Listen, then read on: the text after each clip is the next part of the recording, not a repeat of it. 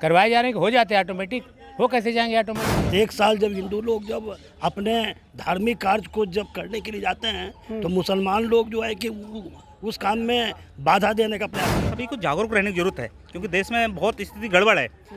जगे नहीं तो खो जाएगी भारत की पहचान, जगे नहीं तो खो जाएगी भारत की पहचान, बचा लो अपना हिंदुस्तान। समाज में कट्टरता नहीं बढ़ रही है, ये सब यही जड़ है। आप जड़ को काटो ना, समाज कैसे कट्टर हो गया? वोट की राजनीति हो रही है, जो कानून बन गया वोट की राजनीति है। धर्म से और राजनीति को बिल्कुल अलग होना चाहिए। घिनौना खेल हो रहा है कि इनको हिंदू मुस्लिम करके कैसे भी लड़ाओ बढ़ाओ, अपनी राजनीति चमकाओ, ठीक है। और ये राजनीति देश को, समाज को, मानवता को, मानव जाति को गर्त में ले जा रही है। देश की एकता, अखंडता, इसकी महानता, सभ्यता को सब क्या है में गर्त में ले जाने लग रही है। दोस्तों नमस्कार, मैं शिव और आप देख रहे हैं JK 24/7 न्यूज़ का डिजिटल प्लेटफॉर्म। रामनवमी यानी रामनवमी, सोचिए एक श्रद्धा और आस्था का त्यौहार है, लेकिन रामनवमी के दिन हिंसा होती है। ये बहुत ही दुर्भाग्य की बात है।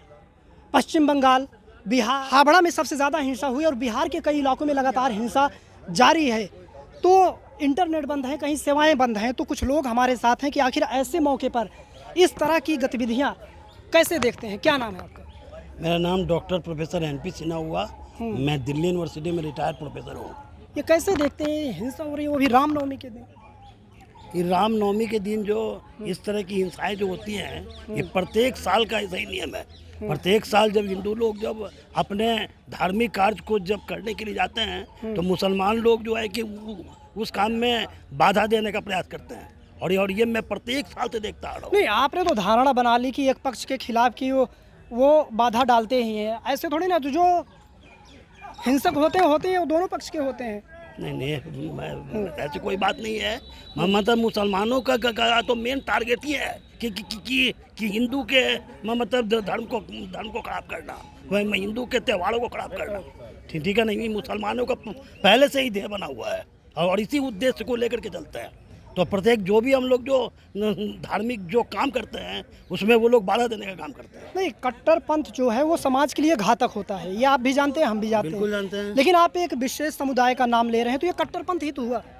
विशेष समुदाय का नाम इसीलिए मैं ले रहा हूँ कि विशेष समुदाय का मेन काम है हिंदू जो धार्मिक जो चीज़ है वो उसको खराब करना है। ये एकदम मेन ध्येय बना करके चलता है। चूँकि मुसलमानों का ऐसा ही है कि जो मुसलमान धर्म को नहीं मानता है, जो इस्लाम को नहीं स्वीकार करता है, वो एकदम गद्दार है। मतलब उसको इस देश में रहने का कोई अधिकार नहीं है। और मुसलमान लोग तो चाहता है कि जो मतलब मुसलमान धर्म को नहीं स्वीकार करता है। ये तो आप समाज को बांटने वाली बात कर रहे हैं। नहीं, समाज को बांटने वाली नहीं है। मुट्ठी भर लोग हो सकते हैं ना, जो ऐसी जगह आग लगाते हो, तो मुट्ठी भर। इस्लाम धर्म का ये एकदम प्रिंसिपल है, एकदम सिद्धांत है कि मतलब जो इस्लाम धर्म के अनुसार से नहीं चलता है, जो मुसलमान धर्म को स्वीकार नहीं करता है, उसको इस देश में रहने का कोई अधिकार नहीं है। तो इसलिए मेरा नाम अनुभवी है।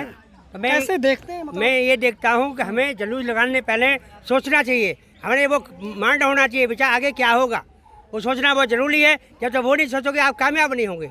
अपने आप को सुधारिए और दूसरों को सुधारिए, ये बहुत जरूरी है। कौन बिगड़ा हुआ है? बिगड़ा हुआ तो ये है कि हमें अपने को बचाना है, तो अपने दिमाग से काम लेना पड़ेगा, दूसरे को समझाना पड़ेगा। शाम से, दंड से, भय से यही नहीं करोगे तो बात बिगड़ती जाएगी। क्योंकि त्योहार की हिंसा मतलब देखो जी, त्योहार तो रोजाना है, रोजाना त्योहार है। हमारे जब से जन्म आता है जो त्योहार ही रहता है, लेकिन अपने आप को संभालना पड़ेगा। आगे की मंजिल देखनी पड़ेगी, आगे हम जा कर रहे हैं, खतरा है या कि हमें शांति है, ये बहुत ज़रूरी है। आपके पास मान लीजिए विचार दिया है, आपको बुद्धि, आप सबके शर्त आ जाओ, लेकिन आपको सोचना पड़ेगा। कदम कदम पे मौत खड़ी है, उससे बचना है तो आपको विचार माइंड सोचना पड़ेगा। अच्छा, विपक्ष के कुछ लोग कहते हैं कि यह साजिश हो सकती है 2024 को। ये तो विचार हैं, उनके विचार हैं, लेकिन जब उनके टाइम में कुर्सी का झगड़ा है, सबको कुर्सी चाहिए, तो कुर्सी का झगड़ा हो तो संग्राम होंगे। कब नहीं हुए? मैं आपको दोनों सुनाता हूँ। कभी जंगल, कभी मंगल, कभी वीरान होंगे, कभी कोठी बनेगी, कभी शमशान होंगे, कभी महफिल सजेगी और कभी बिखर जाएगी। समय की बहती धार कभी रुक न पाएगी। अरमानों के ख्वाब नहीं पूरे होंगे, अरमानों के ख्वाब नहीं पूरे होंगे। ऊंचे ऊंचे चकनाचूर होंगे, समय का चक्र ये चलता रहेगा। मर मर के जन्म दुनिया में धरते रहेंगे, मर मर के जन्म दुनिया में धरते रहेंगे। अपने आप को गंगा जमुनी तहजीब वाले देश में ये सब हो रहा है। ये सब हो रहा है कोई ईश्वर आधारित थोड़ी हो रहा है, कोई सामाजिक तौर पर थोड़ी हो रहा है। ये तो एक राजनीतिक शब्द की आड़ में घिनौना खेल हो रहा है कि इनको हिंदू मुस्लिम करके कैसे भी लड़ाओ बढ़ाओ, अपनी राजनीति चमकाओ। ठीक है, और ये राजनीति देश को, इस समाज को, मानवता को, मानव जाति को गर्त में ले जा रही है। देश की एकता, अखंडता, इसकी महानता, सभ्यता को सब क्या है, में गर्त में ले जाने लग रही है। समाधान क्या है इसका? तो हम राजनीतिक पार्टियों ने देश का बेड़ा गर्क किया है। राजनीतिक शब्द की आप ये कह रहे हैं कि जो ये हिंसा हो रही है इसमें राजनीतिक पार्टियों का हाथ हो हाँ सकता है? बिल्कुल, ये देश की एकता, इसकी महानता, अखंडता सब कुछ राजनीति शब्द के भेंट से डलने लग रहा है। और राजनीति क्या है, सब ने अपने अपने अलग अलग दल पार्टी बना रखी है। बाढ़ में जाए देश, बाढ़ में जाए देशवासी, केवल और केवल अपनी राजनीति चमकानी है, अपने पार्टी को आगे चलाना है।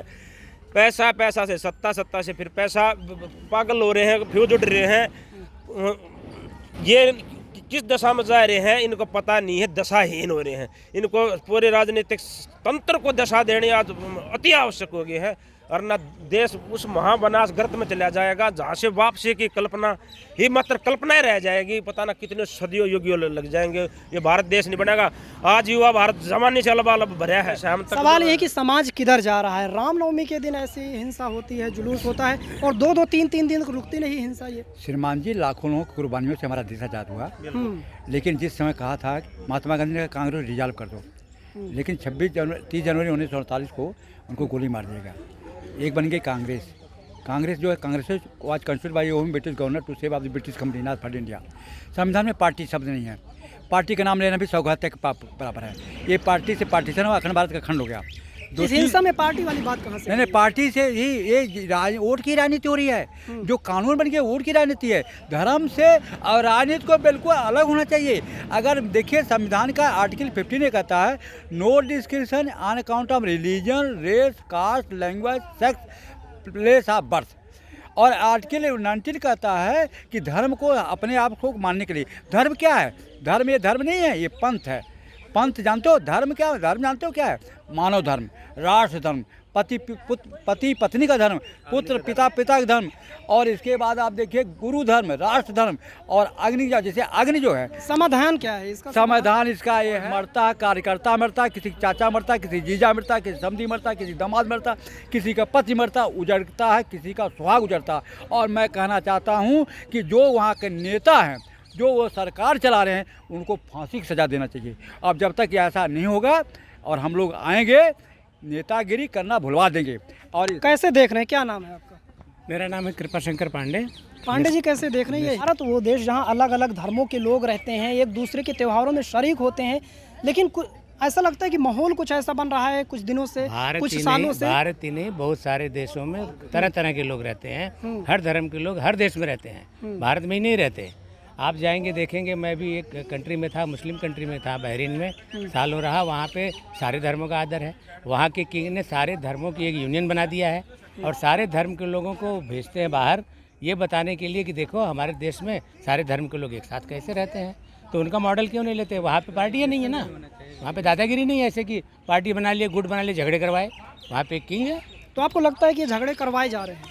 आपको क्या लगता है झगड़े नहीं करवाए जा रहे हैं? झगड़े अपने आप हो रहे हैं। प्लानिंग आपको ऐसा लगता है? लगता आप है? बताइए ना, हमारे लगने से क्या होगा? अरे हमको लगने से क्या होगा? आप भी तो पब्लिक हो, आप बताओ आपको क्या लगता है? आपको नहीं लगता? पब्लिक का विचार ही दे सकते हैं ना। दिक्कत पब्लिक का विचार नहीं, आप अपना विचार दो। चलो आप अपना विचार दो, आप इस देश के हो ना। आप क्या बोलते हैं?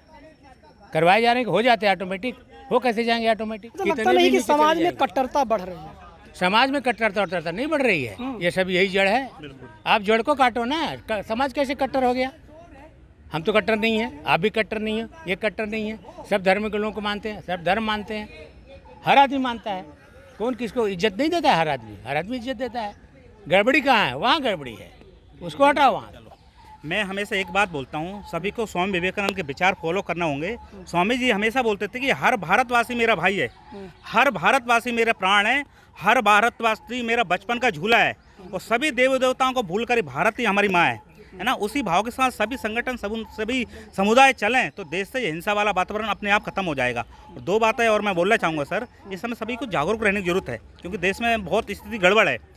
जगह नहीं तो खो जाएगी भारत की पहचान, जगह नहीं तो खो जाएगी भारत की पहचान। बचा लो अपना हिंदुस्तान, बचा लो अपना हिंदुस्तान, बचा लो अपना हिंदुस्तान।